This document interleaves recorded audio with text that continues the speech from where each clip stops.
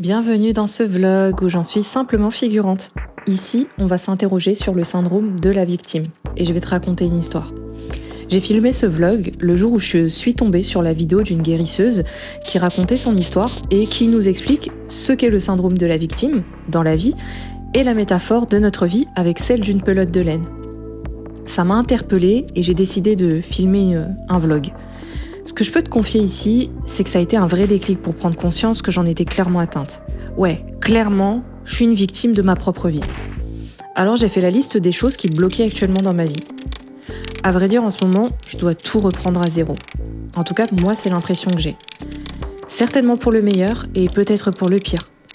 Mais qu'importe, depuis 5 ans maintenant, je vis comme si la vie était un jeu, une simple illusion, alors j'ai décidé de faire la liste des situations bloquantes dans ma vie actuellement. Ce qu'on peut observer, tous et toutes, c'est que les galères, elles n'arrivent jamais seules.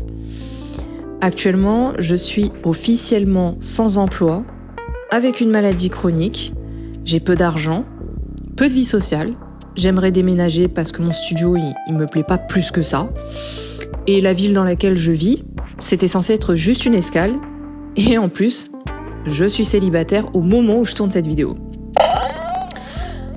J'ai perdu mon 2e CDI, certainement parce que je suis souvent arrêtée pour cause de problèmes de santé, mais ça, on me le dira jamais franchement, puisque c'est interdit de licencier une personne pour cause d'arrêt de travail.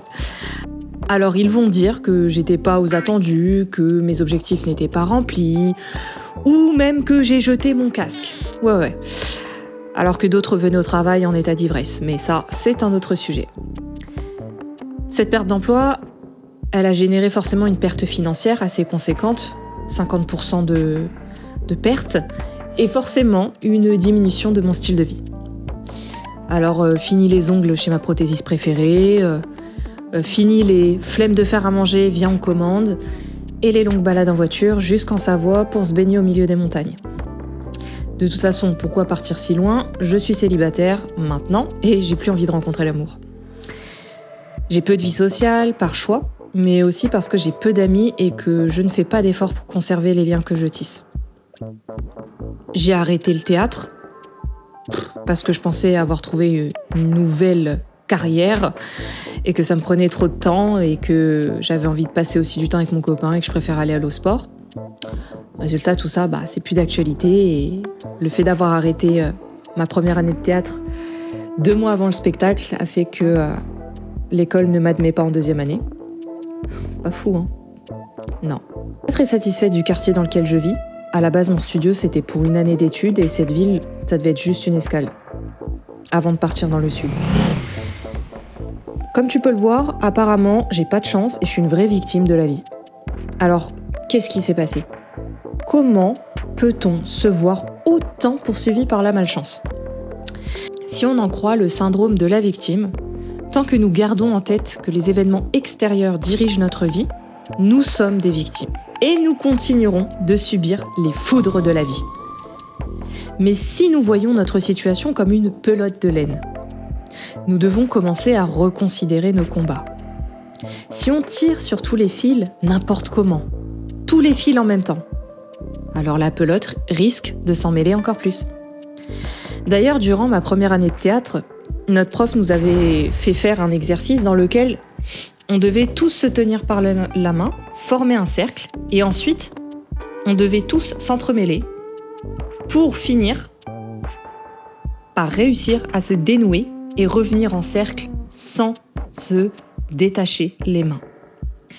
Clairement, ça nous semblait impossible d'arriver à se démêler, et si vous aviez vu nos positions, vous auriez dit la même chose. Pourtant, on a fait ce que notre prof nous a imposé et on a réussi à nous démêler sans nous lâcher les mains. Et bien dans notre vie, c'est pareil.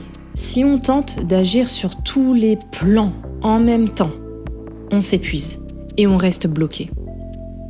On fait du surplace. Sert à rien de prendre la pelote, de tirer de tous les côtés, tu vas juste en faire encore plus une boule bien emmêlée.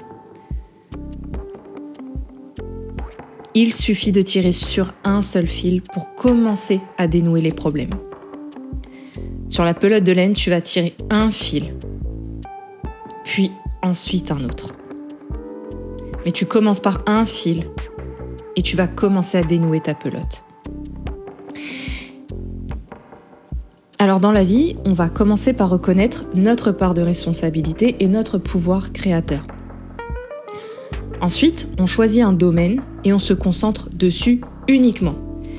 Et comme par miracle, avec le temps, les choses vont se démêler. À l'heure où j'enregistre cette histoire, je suis à nouveau en couple, heureuse, et j'ai publié mes premières vidéos sur cette chaîne. Et croyez-moi, 2 vidéos par semaine, c'est un travail à temps plein.